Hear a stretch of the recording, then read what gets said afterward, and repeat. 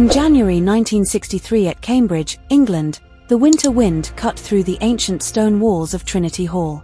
Students rushed between lectures, their breath clouding in the icy air. One young man walked slowly across the courtyard, lost in thought, his mind somewhere far beyond the grey stones and frostbitten grass, until suddenly, his body betrayed him. His legs buckled. His arms flailed. He crashed to the cold ground, scattering books and papers in every direction. The crowd gasped. Whispers filled the courtyard. What just happened? Why can't he stand? Doctors would later deliver words that would crush any ordinary spirit. Motor neurone disease. You may have only 2 years to live. For most, it would have been the end. For him, it was the beginning. Because this young man would go on to unlock the secrets of black holes, redefine the origins of time, and invent ideas that would stretch the human mind further than anyone thought possible. To understand the brilliance, the courage, and the discoveries of the man who defied his body and changed how we see the universe, we must go back. Back to where it all began. Long before the world knew his name, there was a boy with an insatiable curiosity. Stephen William Hawking was born on the 8th of January, 1942 into a family of thinkers. His father, Frank, a medical researcher, and his mother, Isabel, a fiercely intelligent woman, encouraged questions, not just the what but the why. Even as a small child, Stephen was different. While other children played with toys, he dismantled clocks, radios, and anything that ticked or buzzed, trying to understand how it worked.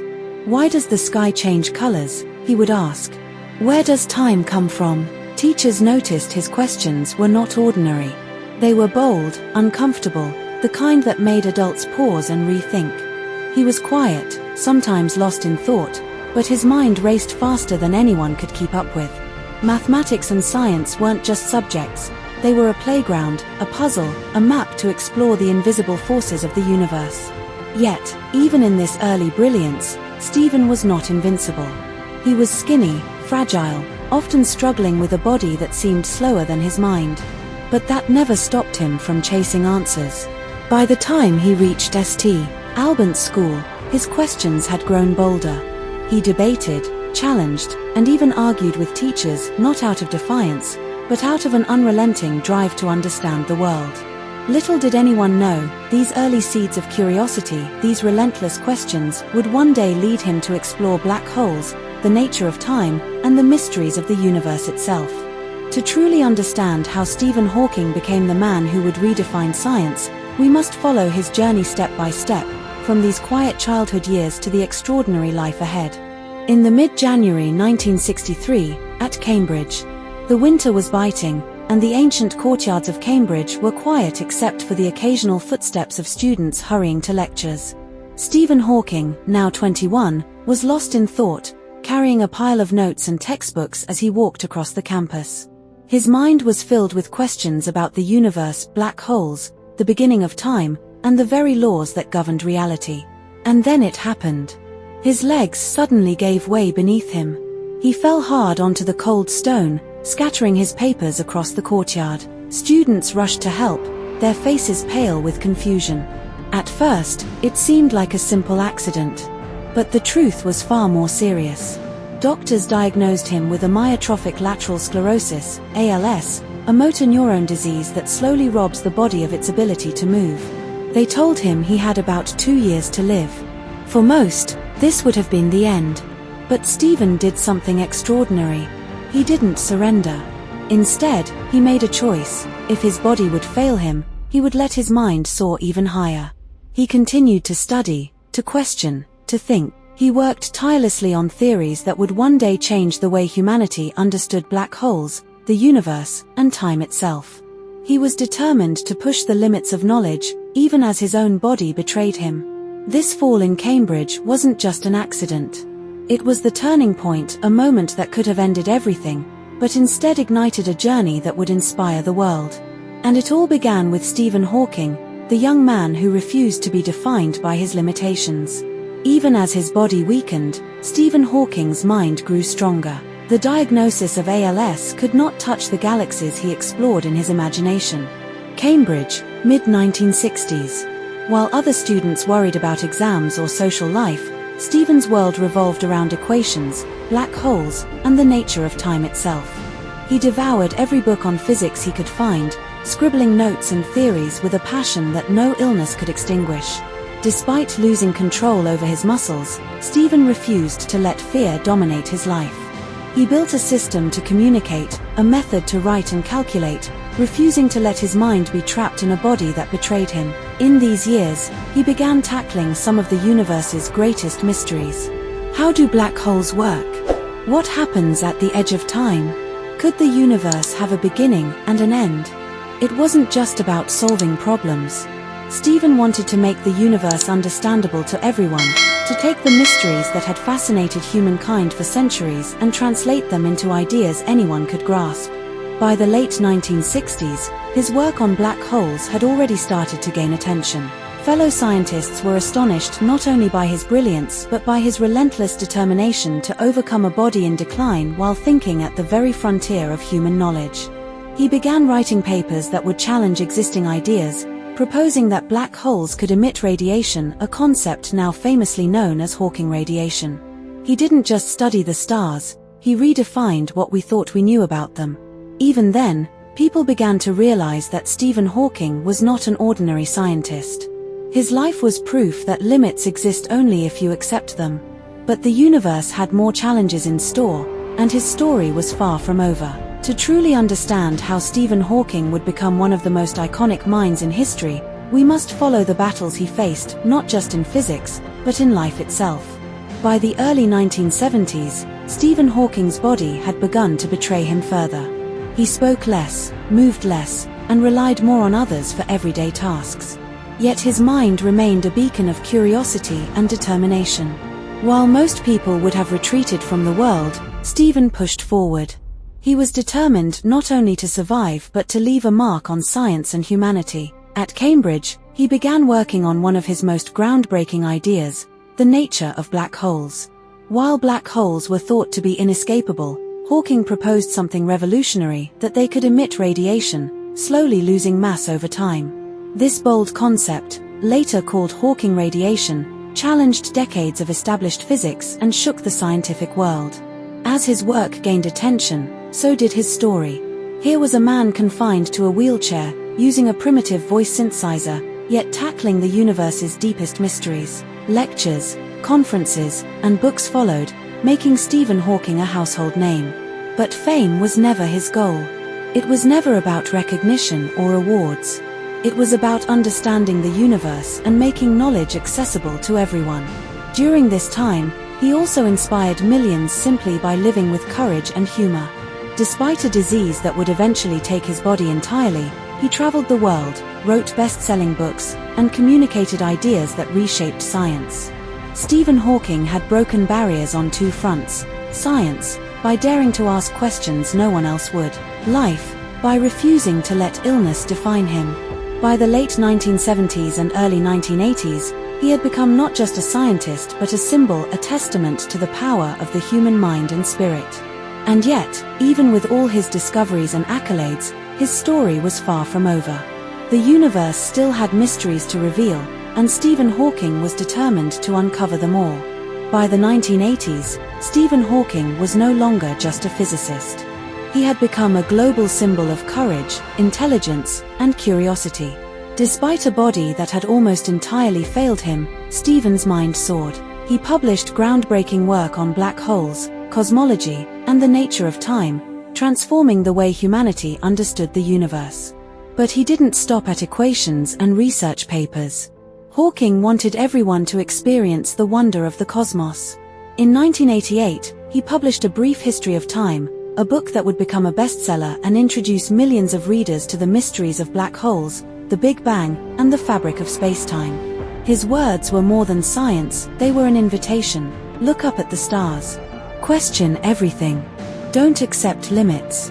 He traveled the world, giving lectures, inspiring students, and appearing on television.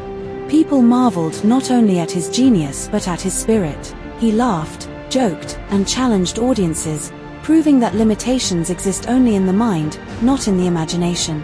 Stephen Hawking's life became a lesson in resilience. Even as ALS gradually stole his ability to walk, speak, and feed himself, he refused to let it steal his purpose or his joy. Through decades of research, writing, and teaching, he became a bridge between the universe and humanity, a man who helped people see the cosmos not as an abstract concept, but as a living, breathing mystery to be explored. And though he achieved fame, wealth, and recognition, Stephen Hawking never lost the curiosity of that small boy who once asked, "Where does time come from?" Stephen Hawking's personal life was shaped by two important marriages, each deeply woven into his journey. His first marriage was to Jane Wilde, a woman he met just before his diagnosis. When doctors told him he had only 2 years to live, Jane refused to leave his side. Instead, she became the source of hope that pulled him out of depression and pushed him back into his scientific work. They married in 1965 and built a life full of love, sacrifice, and extraordinary responsibility. Together, they raised 3 children, Robert, Lucy, and Timothy.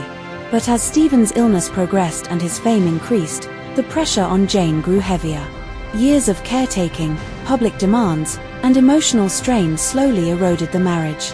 By the late 1980s, Stephen had grown closer to one of his nurses, Elaine Mason, and in 1995, after 30 years together, he and Jane divorced. Though painful, their separation remained respectful, and they continued to stay connected through their children and shared history.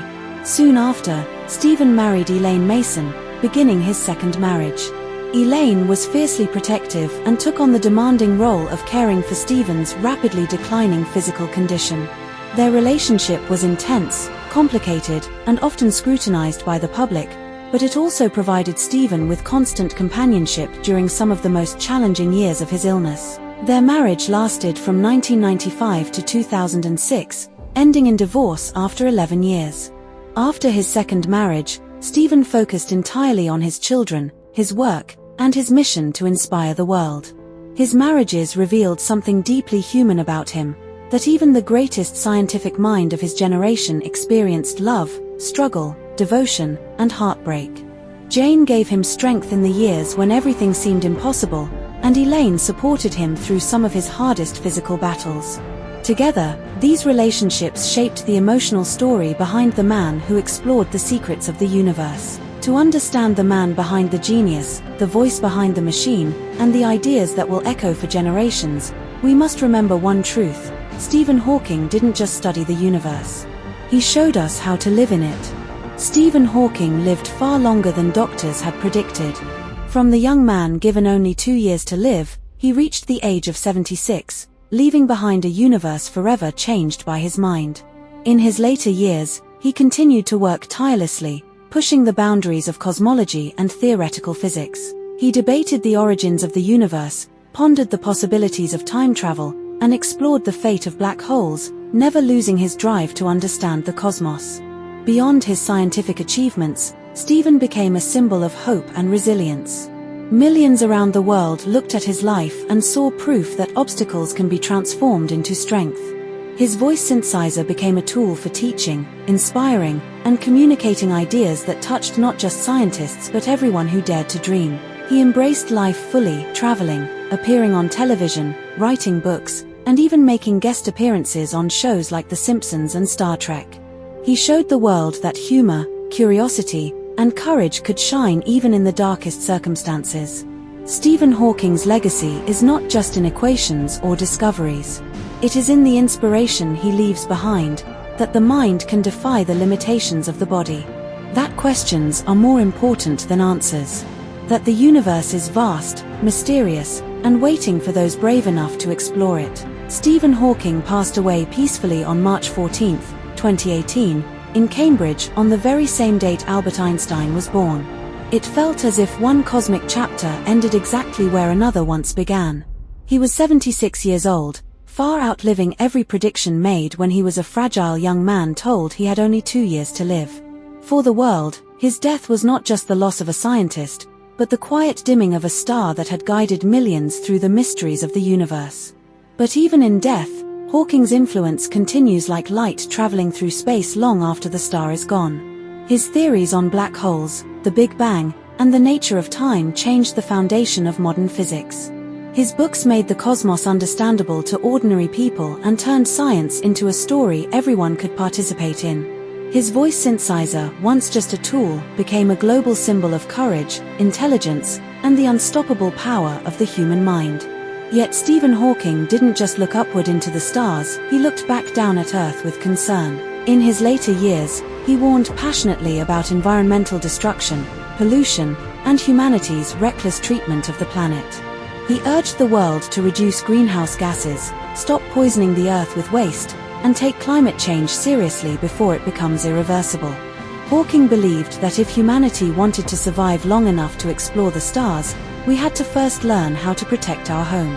His message was simple but urgent: save the Earth now, or lose it forever.